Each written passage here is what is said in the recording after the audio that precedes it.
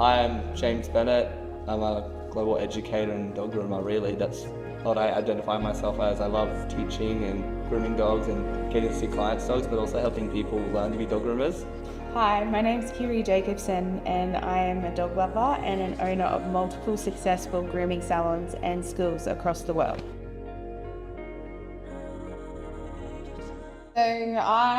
My mum and dad, they grew up in the dog world, kind of thing in the show dog world though. So they started with Samoyeds, so big white fluffy dogs. And then we kind of met the owner of Plush Puppy through the dog shows as well.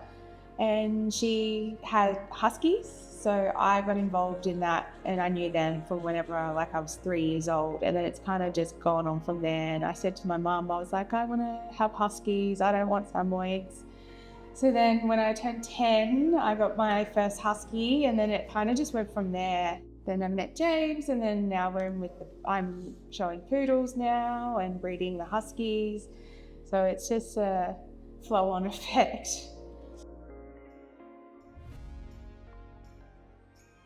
We knew of each other when we were at the shows and stuff, and I was older. Like, he always tells a story of I remember when you were a judge and you were judging me for junior handlers and you gave me last or something like that. I don't know, when did we start talking? I got maybe 7.5 years ago. We started to obviously become quite close friends, and it just kind of built from there. Yeah.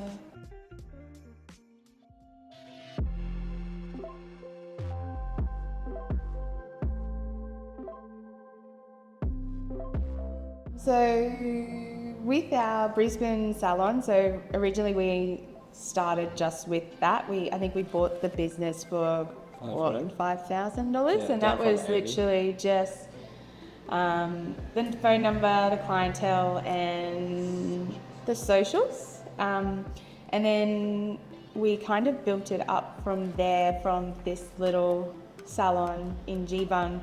And then we were like, oh, the shop available next door, why don't we look into that? And then now we've grown over there, and I don't know, is it worth how much now?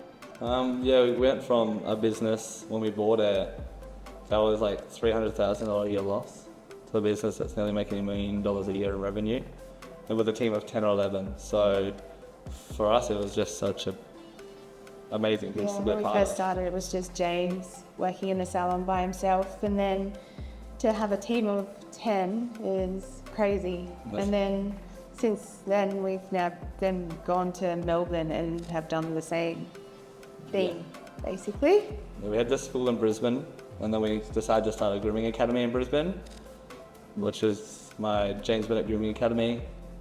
And then we got Melbourne, had some people jump in and support us and take that big leap to do it. It was quite scary, to be honest. But we bought a grooming salon at a school that we knew would be the right move to be able to help make more change. And it's one of it is Australia's leading grooming school. So we thought we need to jump at that opportunity, and then here we are. I remember when I first met Aaron, how I met him was sitting in my salon. This one here, obviously we're renovating at the moment and changing stuff up and doing more rebranding, but sitting in the old salon and sitting there on Instagram, and this thing popped up. Obviously we know how it works now, the funnel to find us, but it just popped up, hey, come meet Janine Alice, and then obviously guest speaker was Aaron. Went to that obviously event, and it was ESUM. Sat front row, I was like, this is cool, get a free book, get all this.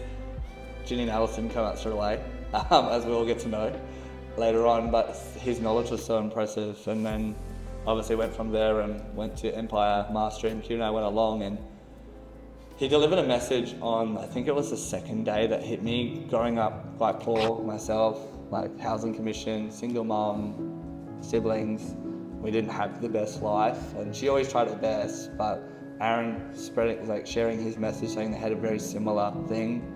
There was drugs, there's alcohol, there's all those things involved, and mine was the same, so I could really relate. And he had said something about sharing a message or putting your hand up and sharing those type of things and blockages. And big thing for me to put my hand up at that point to do it, and I just felt like I should share my message. And when he shared that and I put my hand up, I was a bit emotional with that, because I hadn't really told it on a scale like that, to come back from a life that we had. And I lost my mum when I was 16. So I had learning what he had said and understanding it. He was saying making choices in life and going through, because he had those same challenges. That really resonated with me, and because I'd already started that journey, and I'd gone from living in like Ipswich and all of that, and housing commission areas and the poor mentality, to trying to break out of that and be different. Our family, like, there's not a lot of people in our family that have tried to break that cycle, and I wanted to make sure I did.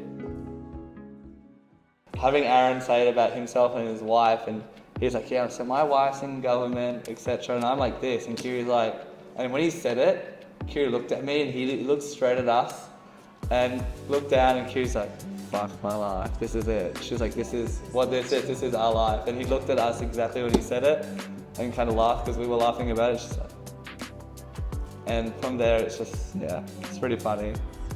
Yeah, very true. He changed our life.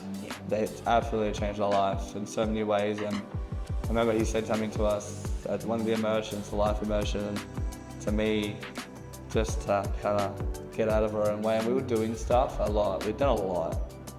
But I remember he just said, you've done so much now, just listen and keep listening. Imagine what's possible. And if you get out of your own way, let's just do it.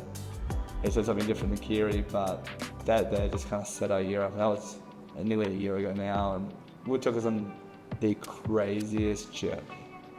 Yeah. Some strange stories. If you ever write a book, some crazy stories, honestly. It would be a couple different editions for sure. Things you just can't even write about. You think about it like, yeah, it's a movie. Nah, legit, you couldn't even write it, hey? Yeah, no. So many ups and downs, but yeah. The ups outweigh the downs every time. Every time. I'm so lucky to live the life we live, and we get to have such an amazing life and show dogs, play with dogs, be around pets and animals all the time. I don't think there's really a better job, really, personally.